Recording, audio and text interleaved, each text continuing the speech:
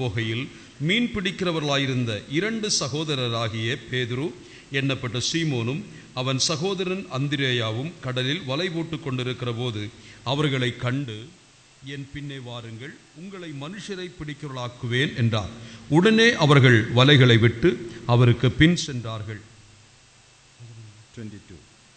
உடனே அவர் அவ்விடம் விட்டு போகையில் வேறே 2 சகோதரராகிய செபதேயுவின் மகன் யாக்கோபும் அவன் சகோதரன் யோவானும் தங்கள் தகப்பன் செபதேயுவுடனே படவிலிருந்து தங்கள் வலைகளை பழுது பார்த்து கொண்டிருக்கிற போது அவர்களை கண்டு அவர்களையும் அழைத்தார். உடனே அவர்கள் படவையும் தங்கள் தகப்பனையும் விட்டு அவருக்கு பின் சென்றார்கள்.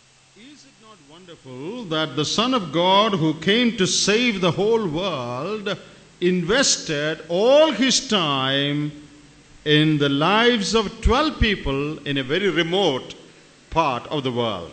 அகில உலகத்தை ரட்சிக்கும்படியாக வந்த ஆண்டவராகிய இயேசு கிறிஸ்து தமது சின்ன கூட்டமாகிய சீடர்களுக்காக தன்னுடைய வாழ்க்கையை முழுவதும் அர்ப்பணித்து அவர்களுக்காகவே ஒதுக்குப்புறத்தில் அவர்களுக்காகவே தன் வாழ்க்கை நடத்தினதை நாம் பார்க்கிறோம். Think of this.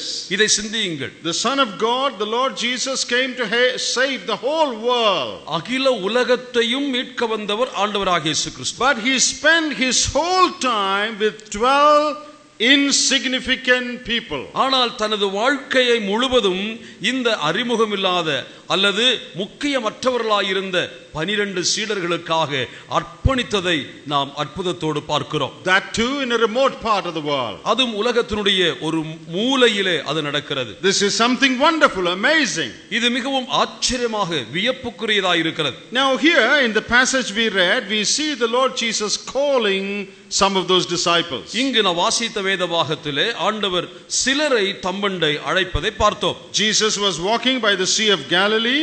இயேசுவானவர் கலிலேயா கடல் ஓரமாய் நடந்து போகிறார். And there he saw some fishermen. அங்கு சில மீனவர்களை பார்க்கிறார். And he called them. அவர்களை அழைக்கிறார். Come, follow me, I will make you fishers of men, he said. என் பின்னே வாருங்கள், நான் உங்களை மனுஷர்களை பிடிக்கிறவர்களாக்குவேன் என்றார். And later he met a few more fishermen. அதற்கு பின் மற்றும் சில மீனவர்களை சந்திக்கிறார். And he called them also.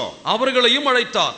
And they immediately left the ship and their father and followed him. அவர்களும் தங்கள் படவையும் தகப்பனை விட்டு ஆண்டவருக்கு பின் சென்றார்கள். Now it was through these disciples that the Lord Jesus turned the whole world upside down. ஆனால் இந்த சீஷர்களின் வழியாகத்தான் ஆண்டவராகிய இயேசு கிறிஸ்து இந்த உலகத்தையே தலைகீழாக மறித்தார். The message of salvation for all mankind spread throughout the world through these men.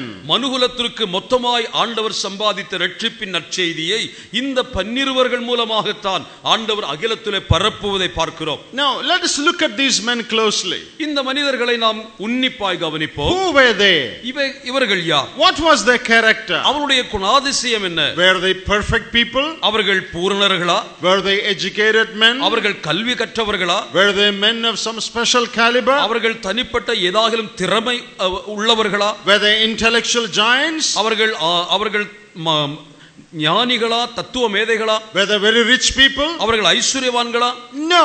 இல்லை. When the Son of Man came into the world, அகிலத்து ஆண்டவராகிய இயேசு கிறிஸ்து வந்த பொழுது he did not go to the Jewish theological seminaries to get disciples. அவர் அந்த யூதேயா மத சம்பந்தமான வேத பாடசாலைக்கு சென்று அங்கிருந்து சிலரை தனக்கு சீடர்களாக தெரிந்து கொள்ளவில்லை. He did not go to the scholars to choose some of them as his disciples. தமக்கு தேவைப்படுகிற சீடர்களை தெரிந்து கொள்வதற்காக அங்குள்ள யூத ஞானிகளிடத்திலே போகவில்லை. He went to the seashore. அவர் கடற்கரைக்கு போனார். She went to a tax collector's office. அவர் அந்த வரி வசூலிப்பவருடைய அலுவலகத்திற்கு போனார். And he called those ordinary men. அந்த சாதாரண மனிதர்களை தம்மண்டை அழைத்தார். So let's look closely at these men. இந்த மனிதர்களை மீண்டும் உன்னிப்பாய் கவனிப்போம். They were men who were imperfect.